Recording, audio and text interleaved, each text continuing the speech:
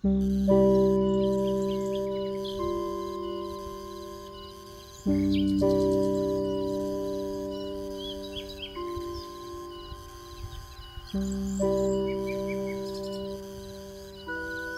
sembah atau mantis adalah serangga yang tampak sangat saleh. Mereka berdiam di ujung ranting dengan kaki depan terlipat rapi, layaknya orang sedang bersedekap di depan mihrab. Posisi itu begitu khas dan begitu manusiawi, sehingga sejak lama manusia menyematkan julukan yang keliru kepadanya, yaitu belalang sembah. Padahal tidak ada satupun doa yang keluar dari tubuhnya.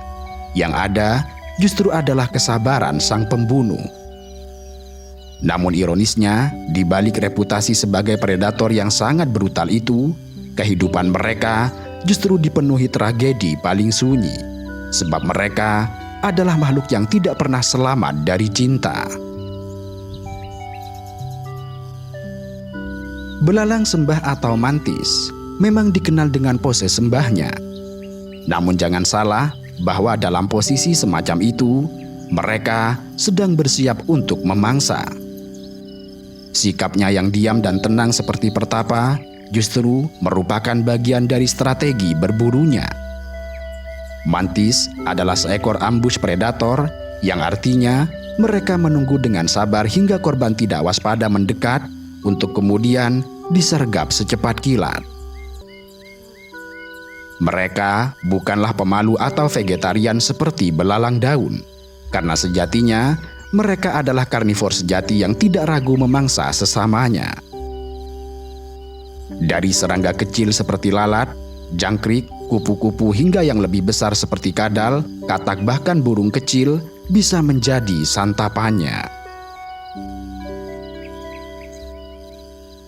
Sebagai predator, belalang sembah memiliki tampilan yang mendukung gaya hidupnya.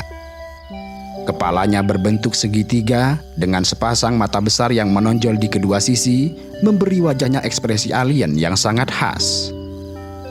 Uniknya, belalang sembah memiliki wajah yang bisa menoleh, dan mereka termasuk salah satu dari sedikit serangga yang mampu memutar kepalanya hingga 180 derajat penuh.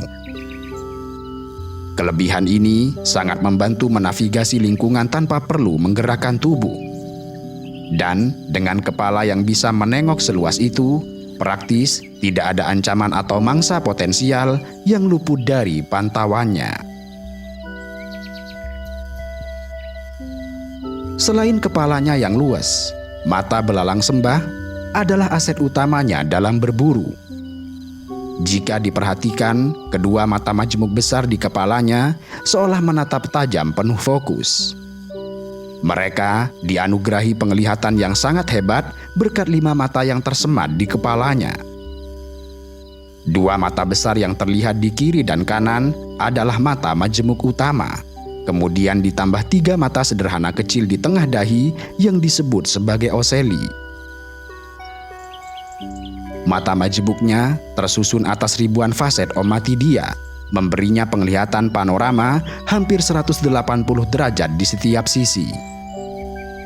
Dengan 2 mata besar ini saja, belalang sembah sudah bisa mendeteksi gerakan sekecil apapun di sekitarnya.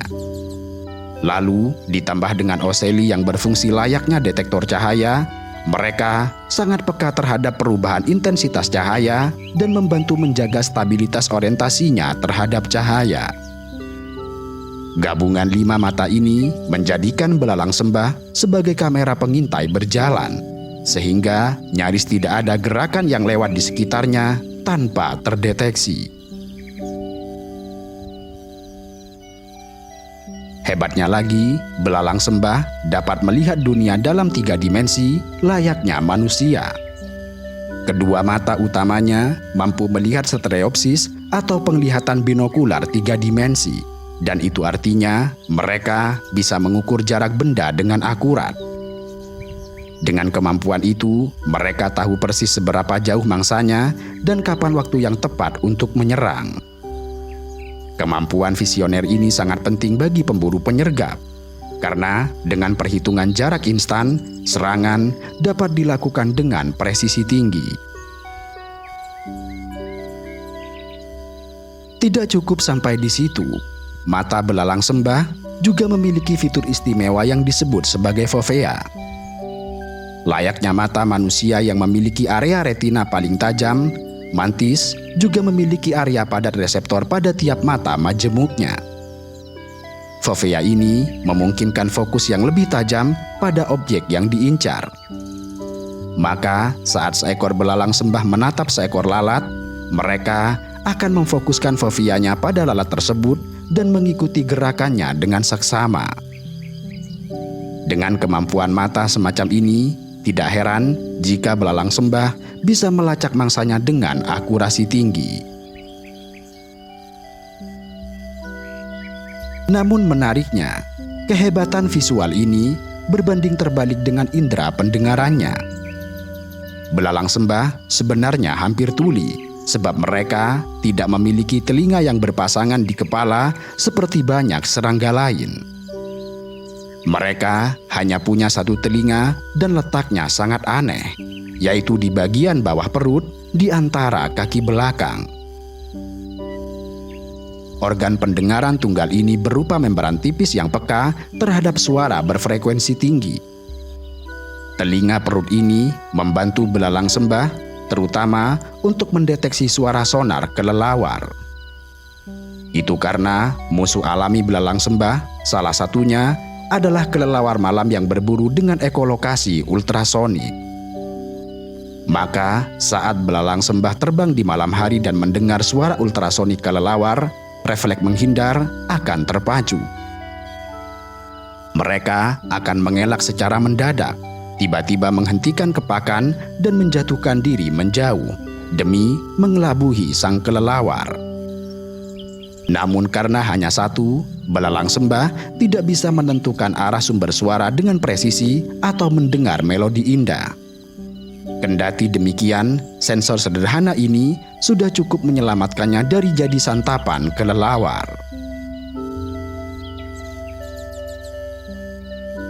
Jika mata adalah radar penjejak, maka kaki depan belalang sembah adalah senjata serangannya.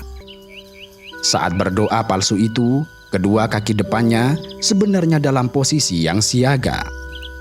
Kaki depan ini sangat khas dan disebut kaki raptorial atau penangkap mangsa. Bentuknya yang panjang dengan sendi-sendi berduri tajam di sepanjang tibia dan femur dapat dilipat seperti pisau lipat. Lalu, begitu mangsa berada dalam jangkauannya, belalang sembah akan meluncurkan pukulan dengan kecepatan luar biasa. Bahkan dalam waktu hanya 50 milidetik saja. Kecepatan ini nyaris menyamai kecepatan ular mematuk mangsa, sehingga tidak heran jika mangsa seperti lalat atau jangkrik tidak memiliki kesempatan untuk menghindar.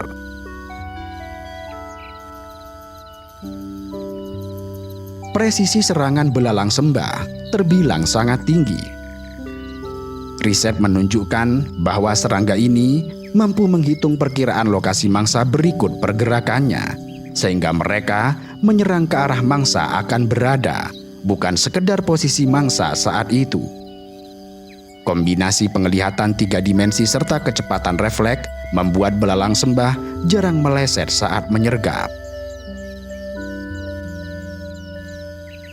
Meski tangguh sebagai predator, belalang sembah bukan berarti tidak terkalahkan. Dan tragisnya, seringkali mereka justru dikalahkan oleh cintanya sendiri. Pada suatu senja di musim penghujan, belalang sembah perlahan mendekati seekor betina yang tengah bertengger pada ranting atau dedaunan. Sang betina yang tampak anggun memiliki tubuh lebih besar dari jantan. Dan ini adalah momen paling mendebarkan, di mana pertemuan cinta bisa berujung surga atau neraka. Dalam benak jantan, dia tahu bahwa betina di depannya adalah calon pasangan yang subur. Aroma feromon sang betina telah tercium dari kejauhan, layaknya parfum cinta yang mengundang untuk datang. Jantan muda ini sudah tergila-gila, sehingga instingnya memacu untuk mendekati sang betina demi meneruskan garis keturunan. Maka pelan tapi pasti ia merayap di batang, mendekati dari belakang untuk segera menuntaskan hasrat perkawinan. Tetapi momen intim ini bukanlah akhir dari drama percintaan. Itu karena di tengah proses kawin yang sedang berlangsung, betina yang lapar mulai menolehkan kepalanya ke arah jantan di punggungnya. Selanjutnya, betina bergerak cepat, lalu rahangnya yang kuat langsung menggigit kepala jantan. Dalam satu gigitan saja, putuslah kepala jantan dari badannya. Tubuh jantan menjadi kejang seketika, namun anehnya ia tidak langsung mati seutuhnya. Refleks saraf di tubuhnya justru membuatnya menggeliat makin kencang. Lalu terjadilah adegan yang lebih brutal, di mana betina mulai mengunyah kepala jantan dengan nikmat, sementara tubuh tanpa kepala sang jantan tetap melekat di punggung betina untuk menuntaskan tugas terakhirnya. Entah tragis entah ironis, konon dengan putusnya kepala, pusat pengendalian saraf jantan yang biasanya menahan gerakan menjadi hilang, sehingga gerak kawinnya justru semakin tidak terhambat. Dalam istilah yang nyeleneh, jantan itu menjadi pecinta yang lebih hebat setelah kehilangan kepalanya, sebab tidak ada lagi otak yang mengerem aksinya. Beberapa menit berlalu, transfer sperma selesai. Dan sampai di titik ini, tugas suci jantan praktis rampung dengan keturunan yang terjamin dalam telur-telur sang betina.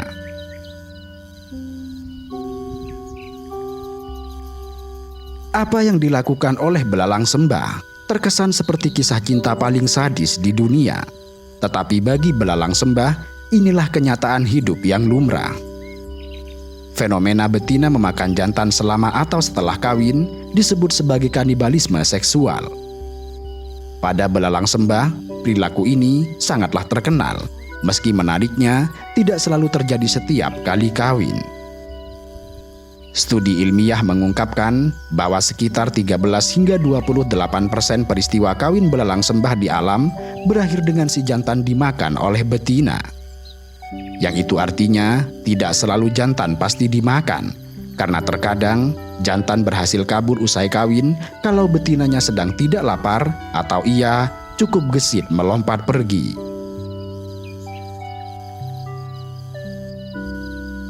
Tetapi bagaimanapun, kisah perkawinan belalang sembah memang terdengar sangat tragis. Kendati demikian, begitulah cara alam dalam bekerja, bahwa terkadang cinta sejati menuntut harga sampai mati secara harfiah. Bagi betina, memakan pasangan bukanlah kekejaman, karena ia memiliki alasan yang cukup untuk melakukan apa yang tampak cukup mengerikan itu. Bagi betina, memakan jantan adalah jaminan untuk mendapatkan gizi yang signifikan. Tubuh jantan yang kaya protein dan lemak menjadi semacam suplemen untuk produksi telurnya. Dan ini sangatlah penting, terutama jika makanan di lingkungan terbatas. Riset menunjukkan bahwa betina yang memakan jantannya mampu menghasilkan telur lebih banyak atau lebih sehat dibandingkan yang tidak. Usai perkawinan, dengan atau tanpa insiden tragis bagi jantan, belalang sembah betina akan bertelur. Namun ia tidak menaruh telur begitu saja. Betina adalah ibu yang cukup peduli dalam hal menyiapkan rumah bagi calon anak-anaknya. Dari itu, ia akan mencari tempat yang dirasa cocok, bisa ranting, batang tanaman, atau di bawah daun yang terlindung. Kemudian, betina akan mengeluarkan busa cair protein dari ujung perutnya, yang ketika terkena udara akan mengeras serupa gabus. Di dalam busa inilah, betina menyisipkan puluhan hingga ratusan telur kecilnya secara berurutan. Busa yang mengeras menjadi semacam kantung atau kapsul telur yang kokoh dalam melindungi telur dari cuaca dan pemangsa. Bentuk kantung belalang sembah agak oval memanjang, berwarna kecoklatan, dan menempel kuat pada substrat tempat diletakkan. Satu kantung atau kapsul telur bisa berisi 50 hingga 200 butir telur, tergantung spesies dan nutrisi sang betina. Beberapa spesies besar bahkan dapat memiliki lebih dari itu. Sebaliknya, spesies kecil mungkin hanya puluhan telur. Proses pembuatan kantung telur ini berlangsung cukup cepat, di mana dalam hitungan jam saja betina bisa menuntaskannya. Betina membuat kantung telur itu seperti membuat aru manis atau cotton candy dengan mesin. Namun bedanya, ini dari tubuh mereka sendiri. Betina mengeluarkan busa, dibentuk jadi sarang berpetak-petak tempat telur tersusun rapi di dalamnya, kemudian mengeras. Ketika kantung telur sudah mengeras, telur-telur di dalam aman dari gangguan luar seperti hujan atau sengatan matahari berlebih. Para pemangsa pun akan kesulitan untuk menjangkau karena permukaan kantung telur yang keras dan licin, kecuali mungkin digigit hewan besar. Betina biasanya menghasilkan beberapa kantung sepanjang sisa hidupnya, tergantung pada banyaknya sperma tersimpan dan nutrisi. Setelah tugas bertelur selesai, betina belalang sembah umumnya akan melemah dan akhirnya mati, terutama di daerah beriklim 4 musim sebelum tiba musim dingin. Telur-telur dalam kantung akan berkembang selama beberapa minggu. Lamanya inkubasi tergantung suhu lingkungan. Di daerah beriklim sedang, telur belalang sembah biasanya menetas saat musim semi tiba, sinkron dengan melimpahnya serangga kecil sebagai makanan. Saat menetas, puluhan bayi belalang sembah keluar berbaris dari lubang-lubang kecil kantung telur. Biasanya, mereka keluar dari semacam celah atau pintu khusus pada kantung yang sudah dirancang sangat cerdik. Biasanya, saat baru menetas, nimfa belalang sembah berukuran sangat kecil, berbadan ramping, dan sudah berbentuk miniatur belalang sembah tanpa sayap. Warna mereka sering coklat atau transparan kehijauan, sehingga awalnya tampak seperti semut atau laba-laba kecil yang merayap keluar. Begitu keluar, nimfa-nimfa ini segera menyebar.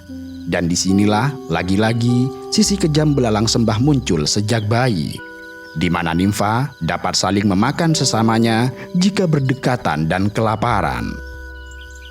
Sang pencipta tampaknya telah membekali mereka insting pemburu bahkan sedari detik pertamanya.